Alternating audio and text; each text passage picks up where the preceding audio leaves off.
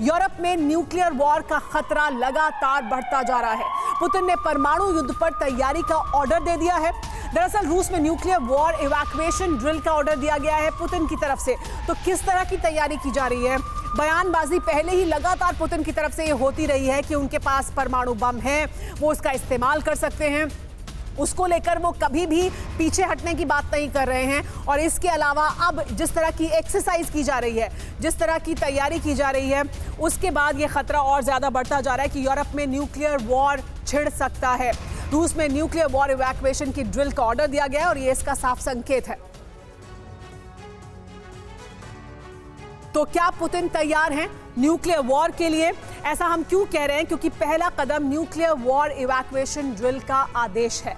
जो पहला कदम उठाया जा रहा है वो ये कहा जा रहा है कि न्यूक्लियर वॉर इवैक्यूएशन ड्रिल का आदेश दिया गया है रूस में।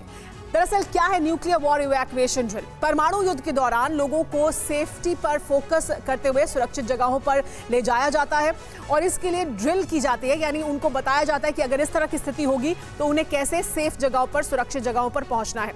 न्यूक्लियर वॉर के बारे में क्यों बात की जा रही है, ये क्यों हो सकता है, इसके बारे में भी आइए आपको बताते हैं। यूक्रेन से सटे देशों में नाटो देशों की तैयारी है।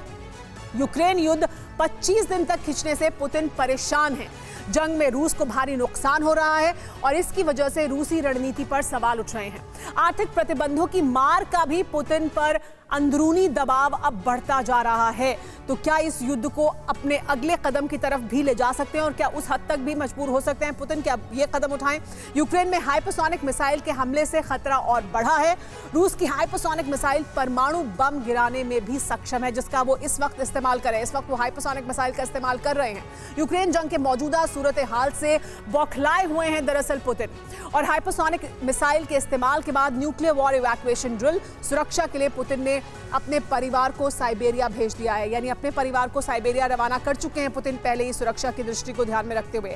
ऐसी स्थिति में अंदेशा है कि पुतिन कभी भी परमाणु हमला कर सकते हैं और इसी वजह से ये बड़ा सवाल उठ रहा है। हमारे साथ तमाम मेहमान बने हुए हैं। हमारे साथ पिनाक रंजन चक्रवर्ती जी मौजूद है। पिनाक जी, ये जो कहा जा रहा है कि दबाव बढ़ रहा है पुतिन पर, जो तमाम प्रतिबंध उनके ऊपर लगे हैं और जिस तरह से ये युद्ध खिंचता जा रहा है, क्या वाकई इस वक्त दबाव में है पुतिन रूस में भी के भीतर भी? देखिए, थोड़ा बहुत दबाव तो बढ़ रहा है क्योंकि 25 दिन हो गए हैं।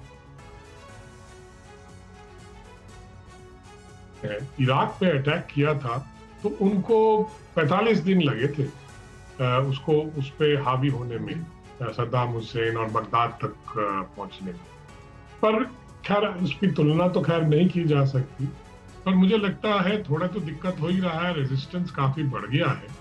पर ये कहना कि पुतिन न्यूक्लियर वेपन्स यूज करेंगे, मैं तो समझता हूँ कि ये तो कुछ मेरे ख्याल में ख्वाब वाली बात है। कोई न्यूक्लियर वेपन्स का इस्तेमाल नहीं होगा, जहां तक मुझे मतलब मेरा असेसमेंट है जी। मैं तो नहीं मानता, क्योंकि न्यूक्लियर वेपन्स एक टोटली डिफरेंट मतलब वेपन है, जिससे जितना मतलब दूर रहे तो अच्छा है।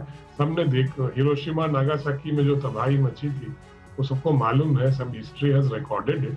तो मुझे तो नहीं लगता कि ये न्यूक्लियर, वैसे ये जो थ्रेट्स वगैरह है ये सब थोड़ा बहुत तो प्रोपेगेंडा वॉरफेयर चल रहा है कि हाँ हम तैयारी कर रहे हैं, आप लोग मतलब मैसेजिंग हो रहा है कि वेस्ट को बोला जा रहा है कि देखिए आप इसमें ज्यादा दखल मत दें हमें जी। तो मतलब आपको ये लगता है कि ऐसा होने नहीं वाला है और होना नहीं चाहिए? जाहिर सी बात है, दुनिया में कोई नहीं ऐसा सोचता है और चाहता है कि ऐसा हो, लेकिन ये जो अभी बयानबाजी की जा रही है, जो बातें कही जा रही हैं, जो ये ड्रिल की जा रही है, दरअसल एक मैसेजिंग है। देखिए, हम इस हद तक भी जा सकते हैं, आप ना दखल दें क्योंकि मैं इस हद तक जा सकता हूं। ये दरअसल एक मैसेजिंग है पुतिन की तरफ से।